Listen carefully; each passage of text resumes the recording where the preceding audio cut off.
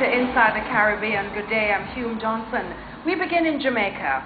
Minister of Finance and the Public Service, Audley Shaw, says the government will reveal a timetable for tax reform when it presents the 2008-2009 budget next April. The Finance Minister told the House of Representatives that the government is examining overall tax reform and all taxes were being considered within the program. He was responding to questions from opposition MP Ronald Thwaites, asking when transfer tax would be abolished and when and to what extent stamp duties on real estate transactions would be reduced. Meanwhile, over in Guyana, President Barrett Jagdeo conceding that the cost of living issue has become a major problem, has indicated that government is considering raising the income tax threshold. President Jagdeo said the income tax threshold is just one measure being examined, which he thinks would bring some relief to the people at the bottom. He noted, however, that a figure has not been decided upon yet, but emphasized that the value-added tax, VAT, is not the reason why prices of commodities in the country have increased. The president alluded to the rising prices of commodities worldwide and the impact this has been having on several countries, not only Guyana.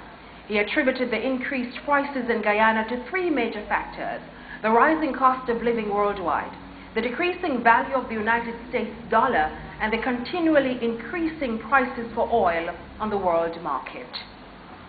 The Cayman Islands should establish a national minimum wage, reduce the standard work week from 45 to 40 hours, and require all overtime to be paid at overtime rates.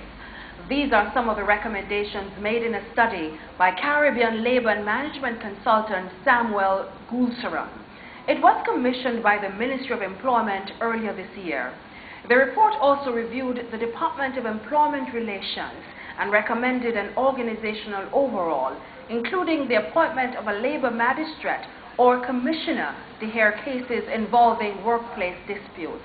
Mr. Goulseran did not recommend a specific rate for the minimum wage, but he urged the formation of a National Minimum Wage Advisory Council to study the matter. His study gave examples of minimum wages in the Caribbean, such as $5 an hour in the Turks and Caicos Islands and $4 an hour in the British Virgin Islands. The infamous Montego Bay Lotto scam in Jamaica, which is being blamed for the western city's intolerable murder rate, is said to be the cause of death of Ann Mole, a 72-year-old United States grandmother who recently committed suicide. According to a report in last Wednesday's edition of the New Jersey-based Heartbeat News, Ms. Mole had reportedly become depressed after losing her life savings to the Jamaican-based scam. She apparently took her life after failing in her bid to recover her money. According to relatives of the deceased woman, she had spent her entire life savings of $248,000 trying to collect $2.5 million, which Jamaican scam artists had told her she had won. After spending months trying to reclaim her money, which she had sent to Jamaica via some 50 wire transfers, relatives said Mole became frustrated and depressed by her lack of success and committed suicide. The lottery scam, which was all the rage in Montego Bay last year, had several communities awash with cash. It was perpetuated by persons, dialers, who used illicitly obtained personal information about American citizens to con them into sending them money on the pretext that they had won a lottery and needed to send them money to clear their winnings. Guyanese authorities and their Venezuelan counterparts say their relationship is still intact on the heels of last week's border confrontation. Investigations are ongoing in the boating incident where Venezuelan soldiers allegedly detonated explosives on two gold mine dredges. It says that the incident was directed by a general from the Venezuelan army and 36 armed military personnel. It was an incursion which we have to decry.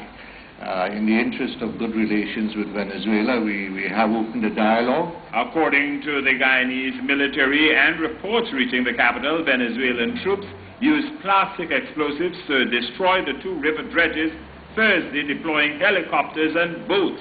In the exercise, no one was injured. Guyana has dispatched a diplomatic note registering Guyana's grave concerns about and protesting the incursions into Guyana's territory and airspace, according to the Ministry of Foreign Affairs here in Georgetown. We have this issue that affects our sovereignty, and we can spare no occasion to register our concern. And we want a peaceful settlement of the controversy that would avoid all of these issues. Relaciones entre Guyana y Venezuela nunca han The estado. Venezuelan ambassador to Guyana, Dario Morandi, said that this will not affect relations with Guyana. The two border countries, he said, continue to be friends. The Venezuelan foreign minister reportedly told his Guyanese counterpart that Venezuela was concerned about environmental damage in the area. In sports, the West Indies Cricket Board WICB has given Jamaican batsman Chris Gayle a chance for a new start after failing to proceed with disciplinary action against him for his outbursts about the administration of West Indies cricket during the team's tour to England earlier this year. Gayle hit out after a series of gaffes and embarrassments for West Indies cricket, including a dismal performance as World Cup hosts, a comprehensive Test series defeat in England, and players arriving too late in Britain to feature in warm-up games for a one-day series. He was also irked by the board's failed attempt to veto his appointment as one-day captain, with an unsuccessful effort to install Darren Ganga, who was not even in the limited over squad.